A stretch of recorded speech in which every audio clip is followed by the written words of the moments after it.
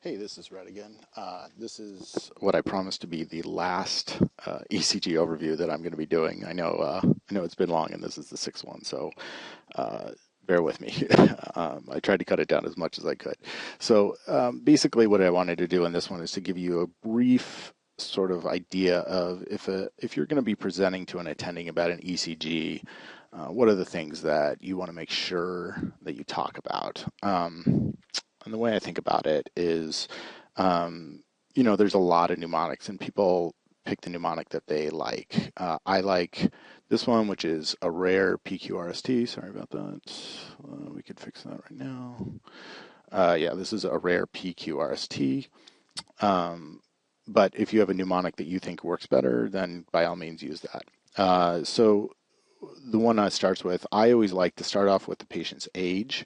And that's because if a patient is older, they're probably going to have a distinct pathology for someone who's younger. I'm going to be worried more about, coronary ischemia in someone who's older than not. So when you start a presentation, about an ECG, I would always include the patient's age. Gender, to some degree, is also important.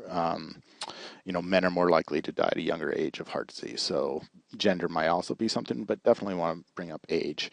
Next, the first thing I usually talk about is the rate. So I talked about Dubin's little method, the 300, 150, 100 method of determining rate. And the main thing you want to cover here is he over 100 or less than 60 beats per minute? And if that's the case, then you'll say like, hey, their rate is tachycardic or bradycardic as it relates to them. Next, you want to talk about axis, and I just went over that in the last video. So what you'll say here is normal axis, rightward deviate, leftward deviate, extreme right deviation. That simple. R stands for rhythm. And basically what I go over there, is there a P before every QRS? Is there a QRS after every P, or is it somehow changing? Is it regular? Is your R to R always the same for each beat? If so, then they have a regular rhythm. If not, then you talk about what's going on. I didn't really talk about, in this series of videos, I didn't talk about the arrhythmias. So for right now, you should say it, whether it's normal or abnormal. Abnormal rhythms are a much bigger subject that I didn't want to use too much of your time on. E stands for evaluate, and it's one of those things that acronyms lack. To make a good acronym, they kind of have to shoehorn in, but basically it's saying make sure to evaluate all of the following.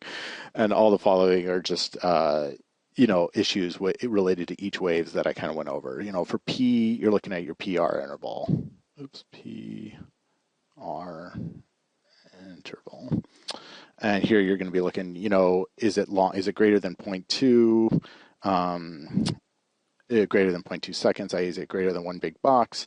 If so, you might have some heart block. Is it regular? If it is getting longer and longer and then you drop a beat, then you have second degree heart block type 1.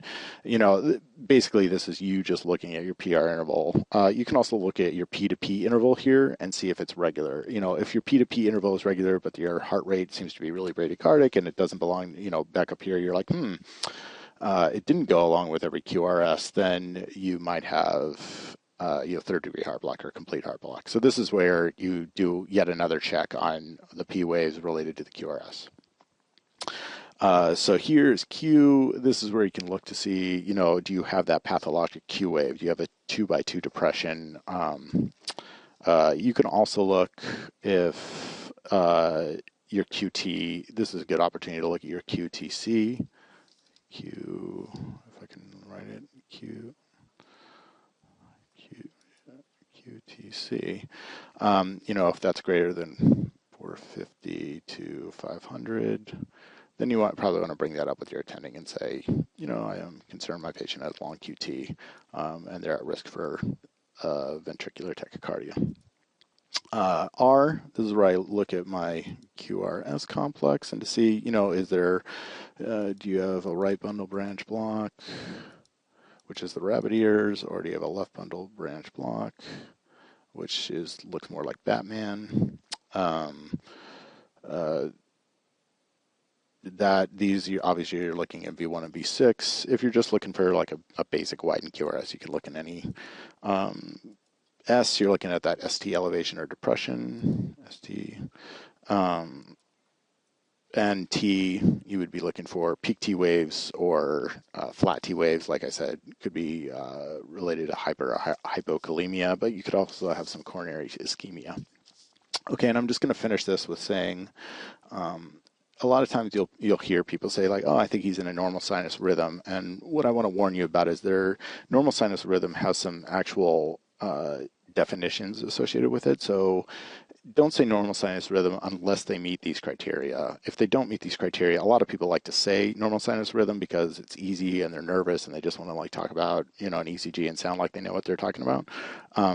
But it can, you can shoot yourself in the foot if you're not actually following this criteria. The one people most miss is that your heart rate should be between 60 and 100 beats per minute. So, if you have a patient who everything looks really normal on, except they're tachycardic, they have a heart rate of 110, they're not in normal sinus rhythm because they're tachycardic.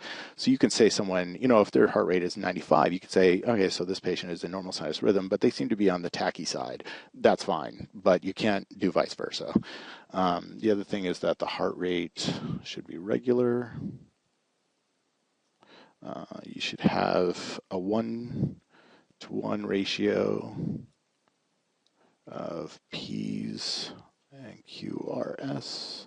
And that's just what I was talking about over here. Is there a P before every QRS? Is there a QRS after every P? Another thing is that your PR interval, PR interval is, they say between a 120 and 200, but I usually say, like, is it less than 200? I'm really concerned, is this prolonged or not? But if you want to meet the criteria, it has to be between 120. And the last one is that the QRS is less than 120 milliseconds. And like I said before, that's 3 small boxes. So you went through all of this. You should go through all of that in your evaluation of these. But I just want to give you a heads up. Don't say normal sinus rhythm unless they meet all of these criteria. And that's it. Obviously, there's a lot more you can go into with ECGs, but this should be enough so that when you first start out on the wards, you can know basically what you're talking about. All right, good luck.